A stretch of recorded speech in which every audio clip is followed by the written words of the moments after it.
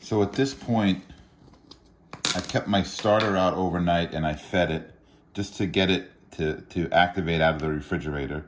And what I'm gonna do to get it really active for tonight or for today's bread session, I'm gonna go ahead and refeed this so that it's active and ready to work. So what I do is I go ahead and I put it on my scale here. I zero out my scale, and then I'm just gonna feed it with equal parts flour and water. And I'm not gonna do too much. I'm probably gonna only do about 20, maybe 20 grams or so. And if you notice, like this is pretty high right here in the container itself. So I'm gonna dump a little bit of this out. Really great too, if you put into a frying pan with a little bit of everything bagel seasoning or some scallions, it makes a wonderful little pancake.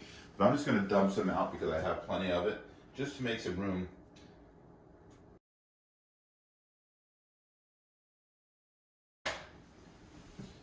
Be sure to zero out your scale again to make sure you're at the right amount. And then I'm just gonna go ahead and add about 25 or 30 grams of flour. That's perfect there. Having a good digital scale is key to making good bread because it does go ahead and help to make sure all of your measurements are right on the line. So I got 25 grams of flour in there, and now I'm just going to go ahead and take, I'm going to take 25 grams of either room temperature or even a little bit warm water because that'll help the activation process. So 25, I'll get that up to 50.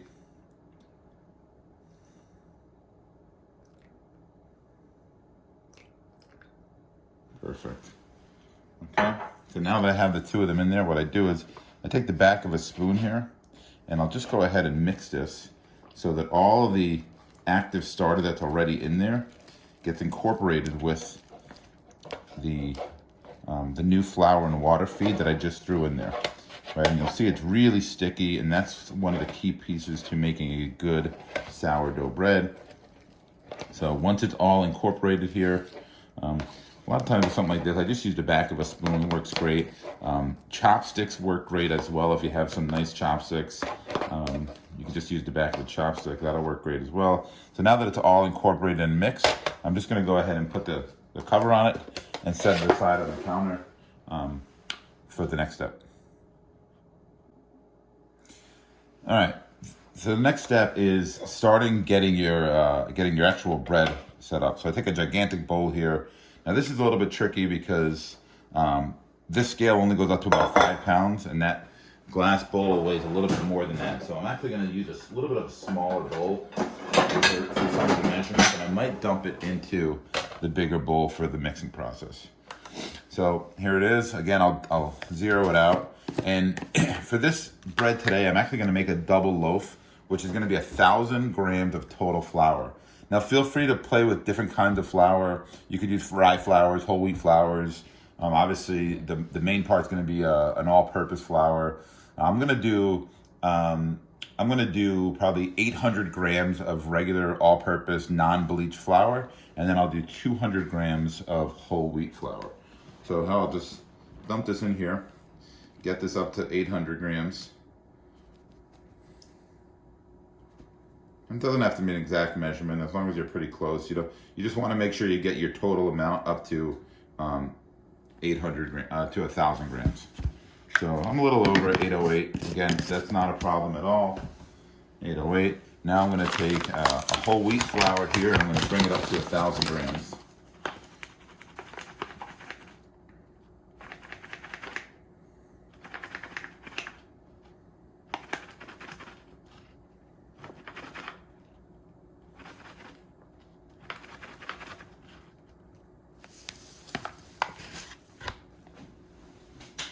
There I go. I went over by a tiny little bit, which for me, this is just me. I like to just really be right on the money. So there I am, exactly 1,000 grams, 1 kilogram of flour, and that's going to start the base here. So I'm going to take that. I'm going to dump that into my bigger bowl, and then I'll be able to start again. Now it comes down to the water. So a key part of bread baking is having the proper hydration ratios. So in this case, what you want to do is you want to have about 75% hydration, which is if you have 1,000 grams of flour, you want to have 75% water. So in this case, it would be 750 grams of water. So what we're going to zero this out.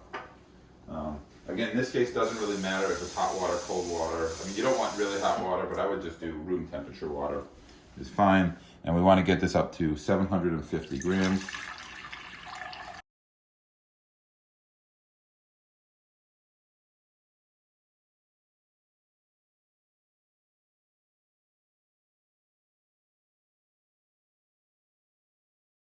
$750 grams, perfect.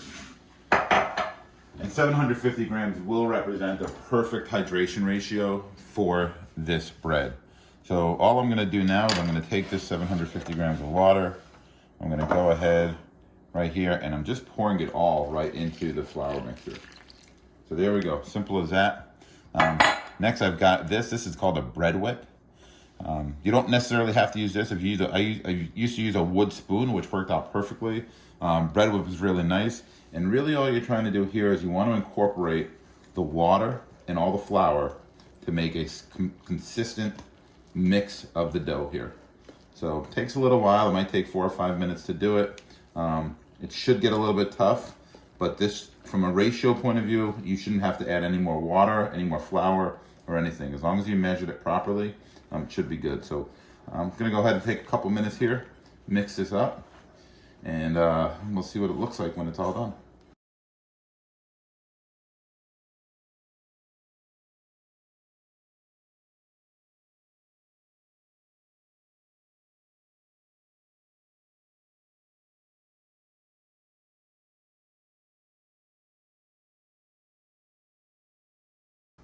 All right, great. So what you can see here is if you look close enough in here, this bread is all nice and all the water and flour is really combined well. You can see it's nice and sticky here. The nice thing about the bread whip is not much actually sticks to it. So you kind of take a look. I'm gonna do it once over, make sure there's no piece of flour just sitting around that didn't get incorporated. And once you feel it's really good, really mixed, it should be nice and sticky. I mean, this is a sticky dough, really wet dough, which is great. What we're gonna do now, we wait. So I'm gonna go ahead and put a piece of plastic wrap over the top of this. Let it sit for probably about, let's call it about 3 hours, along with the starter that we reactivated, and then we'll come back in 3 hours for the next step. All right, so it's been a couple hours now. So what we're gonna do is we're gonna take the dough. I'm gonna take the plastic wrap off of it. As you can see, it's kind of settled in a little bit here. Looking good here. So now what we're gonna do is we're gonna add the starter that we fed earlier in the day to the mix. Now, remember we talked a lot about percentages here, right? And we're talking about 75% hydration of the dough. What we need to do now is we need 15% of the starter mix. So remember, we started with 1,000 grams of flour here. So 15 grams, we need 150 grams of that starter. So what I'm gonna do is I'm gonna take a little bowl here, get it on the scale. We're gonna zero out this scale here so we can see where we stand on it. Before we do it, I'm gonna pull this starter over here. And if you remember, you know, it's all mixed down. I'm gonna open it up and you can see how it's kind of really activated quite a bit. You see a lot of great bubbles in here. It's grown. If you look on the sides, look at all these amazing bubbles here. So this is a really active starter ready to go. And what we're gonna do is we're gonna drop 150 grams of this into this bowl that we have here on our scale. And I'm just kind of dumping it over here. Make sure your hands are clean. And you can kind of see, look how hearty that starter is there. And just kind of peel it out here and get it down to, there you go.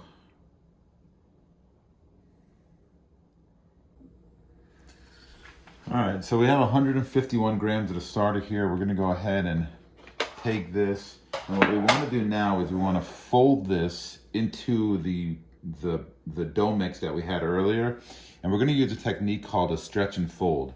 Now what I'd recommend doing is, it's messy, but you want to get your hands a little bit wet so that it doesn't stick to your hand so much.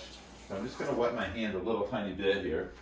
And then what you're going to see here is I'm going to take the starter and I'm going to scoop it, literally just scoop all of it right into this dough here. So scoop all of it out of the bowl here. And get just about all of it. And so now it's all in there. And now what we're doing is we want to incorporate this starter into the bread. And the technique is going to be called a stretch and fold technique. So what you're going to do is you're going to take your hand, come around the side, underneath, and you're going to dig in, pull the bread up, and fold it over. And then you're going to rotate your bowl a little bit and kind of do it all over again. And you see how we're kind of incorporating that starter now into this dough. And we kind of get it all in there. Stretch it out a little bit here, and you can kind of see I'm gonna stretch it again. Again, make sure I have all of that starter really worked in there. And I'm gonna do this probably about 12 times in this first process where I'm stretching it and folding it over. Again, this is just kind of incorporating that starter really into this bread mix here so that we can get all the good glutens and functioning and all the activation happening. And then after we do this, we're just gonna kind of let it sit for a little bit. So we got it there. It's all mixed in nice and good here. You can kind of see it sitting there. It's still a little bit hard to work with because it's a really heavy dough and it's really a wet dough, but that's good right now. So we have that in there. You can notice it's all folded over a little bit. We're gonna basically take the plastic wrap that we took off before. We're gonna go ahead, just cover it nicely, keep anything out of it. Put it off to the side, and we're gonna let it sit for about 45 minutes.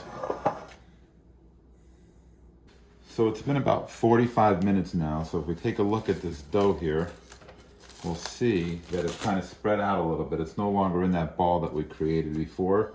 And it's most of the starter mix is combined in really well with the dough. So the next part we have to do is we have to stretch and fold it. But the first thing we're going to do before we do that is we're going to add the necessary salt. So remember, we're talking about percentages here, right? So the whole thing is a percentage. And the reason why I wanted to call out the percentages is because depending on the size of the loaf you're creating, you can always scale down the amount of starter or the amount of salt and the amount of water you use based simply off the percentage of the amount of flour that you start with. In this case, we were starting with 1,000 grams of flour, and you need about 2.5% of salt. So in this case, it's going to be about 25 grams of salt. So we're going to go ahead and we're going to pull out our scale here. We're going to measure out about 25 grams of salt. So here I go. Let's take a look and see what we end up with here. About 24. Boom, 25 grams of salt, which is great. Now I like to use a mix of salt. I use some Himalayan sea salt. I use some coarse salt, and just to get to a nice mix of it. And what I'll do here is I'm going to go ahead and I will sprinkle it all over the top, just to really get the whole top layer covered with this salt here. And once that's all there, we want to go ahead and incorporate it in that same stretch and fold technique like I did earlier. Remember, get your hand a little bit wet so that it doesn't stick to the dough. And once you do that, you go ahead again. Remember, you come around, scoop it, stretch it. Now the dough's going to be a little easier to work with this time because it's kind of incorporated a little bit. But again, turn in the bowl a little bit. You're going to stretch it. Get all that salt now put into the mix here. It's still going to be a little bit hard to work with because not all of the starter has really incorporated into the dough yet, but it's getting there, and it's certainly easier to work with than it was the first time. So we're going to do this around, you're going to get about 7 or 8 folds in here, just again to create this nice ball here. And you can see how you can now lift up the bread to create this dough mix here. And once you have that in there, same situation, we're going to go ahead, cover it up one more time. and let it sit for about 45 minutes.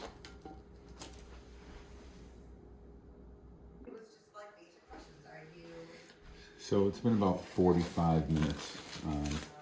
Actually, it's been a little over that. It's probably been about an hour and 15 minutes.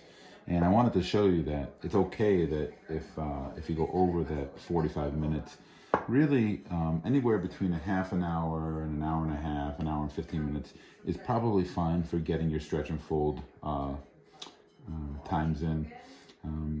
You know, you can see how it kind of spread out a little bit. It's starting to look a little bit more consistent. We're going to do one more stretch and fold right now.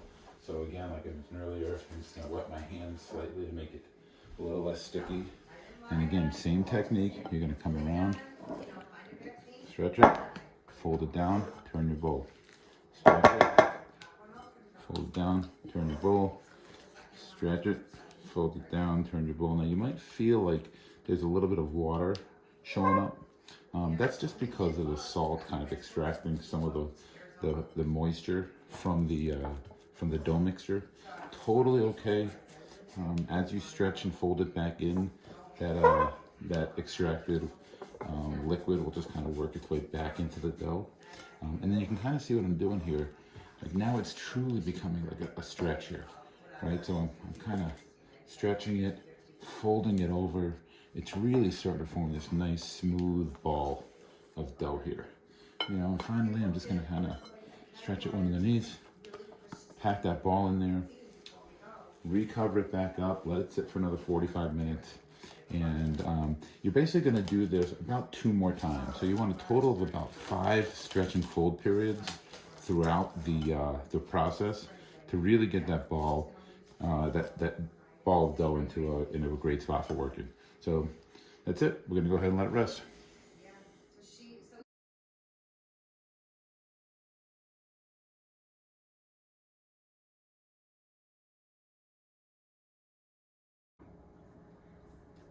All right, so we are a few hours later, probably about, it's been about probably 5 hours. And this is definitely doubled in size. It's hard to tell that it's actually doubled in size just by looking at it. But you can really see if it's ready if you kind of look into the sides here and you see all the air bubbles that are forming within here. That means that this dough is really kind of grown and it's ready for the next step. So this part is it's a 2-part step. The first part it's called the pre-shaping. So we're gonna pour the dough out onto a counter and start forming that ball that you're gonna ultimately use to create that dough for you. So what we're gonna do, make sure your hands are clean and onto a dry, clean countertop. You don't wanna flour the countertop. But definitely this works better with stone. To be honest, I've never tried it on non-stone, so I don't know how it would work. But on stone, you don't need to flour it. What you want to do is you want to pull this, you basically want to take the dough out of here. And you can see it, I mean, it's a hardy dough here. And if you just kind of turn it upside down, you'll see it'll start to little by little peel out of the bowl, right? And there you have it. Here we have our dough. Now, if you remember me mentioning, this is going to be a double batch here, right? So I'm going to move this camera a little bit closer here, and you get a feel for the dough. Now, what you want to do is, because this is a double batch, first thing I'm going to do is take this. You now have an idea of what it looks like. You want to take a bench scraper. This is a very handy tool for bread making for a couple reasons. And you want to kind of eyeball the center here, and we're going to cut this in half. So all you got to do is just a nice smooth right down the middle. Boom. Okay. Then what we're going to do is we're going to just lightly sprinkle some flour on the top, and you'll see I'm kind of dusting the whole thing. Because you want it to be, I mean, remember we talked about this is a very sticky dough. So if you don't flour this, it's gonna be really, really hard to work with to pre-shape this. So you pre-flour, make sure it's in good shape here. We have this cut in half here. First thing we're gonna do is I'm gonna take one half and put aside. And now what we're gonna do is we're gonna pre-shape this.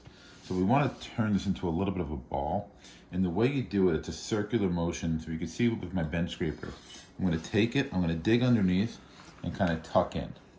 Okay, and you're just doing this process where you take it and you tuck in. So you go around, tuck the bread in. Okay, and you see how it's already starting to form a little bit of a ball. Remember, this is the pre-shaping part of the process. So we're just doing that. And look at this nice, tight ball that we're creating with the bread here.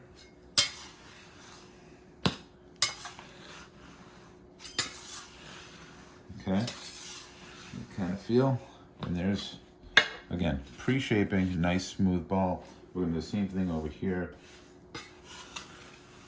Hopefully you can see this.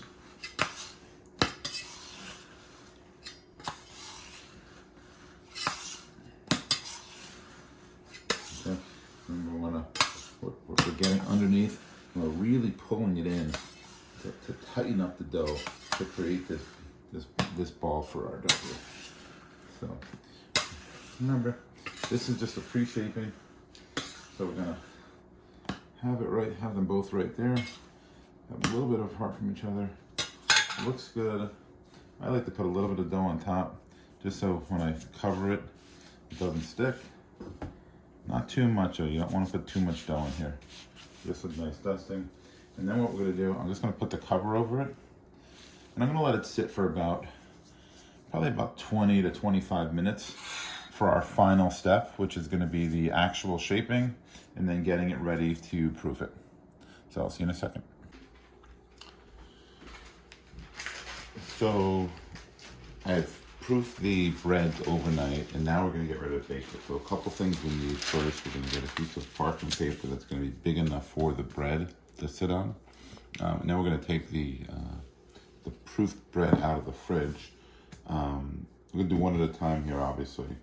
So while I'm getting ready for this next step, I'll give you a heads up, let you know that overnight I did, well, right before this I started and I preheated my oven to 500 degrees, and we actually use a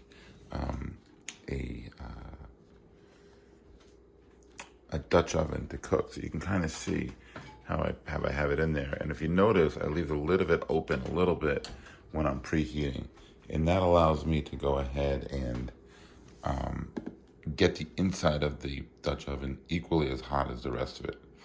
So the oven and the Dutch oven are both set at 500 right now. So what I'm gonna do here is I'm gonna show you the final steps in the preparation process before we go ahead and throw this into the Dutch oven. So first thing I'm gonna do is I'm gonna take my cover off here. And you can kind of see the dough. It has a little bit of a bounce back to it, and that's what you're looking for in the proofing process to make sure it looks good. This bread looks awesome. So I'm gonna kind of flip it like this, put it upside down, turn it upside down, and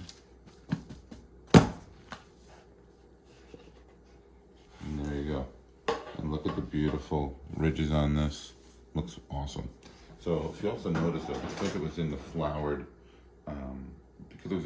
banneton all night, it's got a little bit of extra, a bunch of little extra flour on it.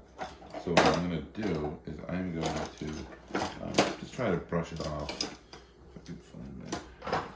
I take a little brush, and you don't want to bake that flour, so I'm going to just kind of take that extra flour and just kind of dump it off here. Again, you know, a little bit is okay, but this is a lot here. So take the flour off, and the final piece that you need to do is you need to put some cuts in it so that the air can escape. So I have this little tool. It's just really just a razor blade, and this is where you can get fun. You can make some designs. For this one, I'm just going to be real simple and just a couple of straight lines right across the middle. 1, 2, 3. You want to make sure they're a good 1/4 inch, 1/2 inch deep. Really allow the air to escape. Okay, perfect. And that's it. now what I'm gonna do is I'm gonna go ahead and take this, I'm gonna put this into the Dutch oven. I'm gonna bake it at 500 degrees for 20 minutes, and then covered for 20 minutes. And then after 20 minutes, I'm gonna take the top off of the Dutch oven and cook it at 450 degrees for another 17 minutes. And that's the end. I'll show you what it looks like when we're done.